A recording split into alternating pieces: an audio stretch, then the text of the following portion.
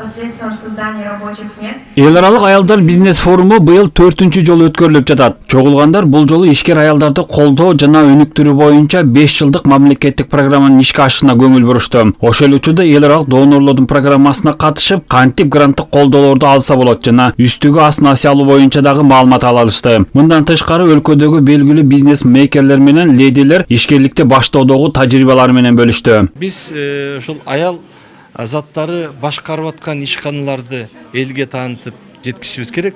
Алар өндүрүп аткан буюмдарды элге таанытып жеткизишибиз керек да. Мен жыйынтыгын ушундай деп көрөм. Иш-чарага Кыргызстандагы ишкер айымдардан тышкары чет өлкөдөн дагы коноктор чакырылган. Акыркы жылдары бизнеске кызыккан кыз-келиндердин саны көбөйүүдө. Өз күчү менен чыккан ишканаларды түптөп иштетип жаткандары дагы бар. Ошол эле учурда жашыл экономикага багытталган долбоорлорго сырттан инвестиция тартып жатышат. Ушул тапта 6 айым жашыл энергетикага багытталган программаларын ишке ашырууда. Ушул кичикестерди салуу боюнча дагы айымдарыбыз дагы кээде ошол инвесторлорду тартып өзлөрү да инвестиция салабыз деп азыр кызыктар болуп атат. Бул да бизди кубантат.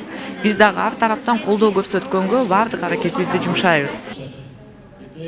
Ийгиликтер менен катар көйгөйлөр дагы көп. Форумда ишкер айымдардын бизнесин колдоо жана өнүктүрүү үчүн фонд түзүү сунушталды. Ал аркылуу кайтарымсыз каражат берилсе, өндүрүш бат-жанданып, кошумча жумушчу орундары пайда болмок дешет ишкерлер. Кыргызстанда аялдар үчүн, аялдар стартап башташ үчүн бир гранттык фонд ачып койсо туура болот эле да.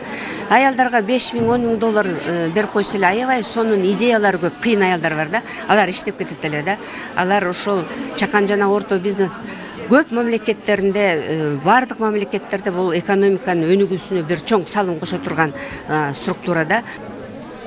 Иш-чара көргөзмө менен коштолду. Мында жүндөн токулган буюм тайымдардан баштап, экологиялык таза азыктардан жасалган тамак аштарга чейин коюлган. Эттен түрдүү азыктарды жасаган Атаман компаниясы дагы өз продукцияларын катышуучуларга сунуштады. Ишкана ички базардан тышкары Россия, Казакстанга экспорттойт. Бүгүнкү күндө 100дөн ашык адам эмгектенет.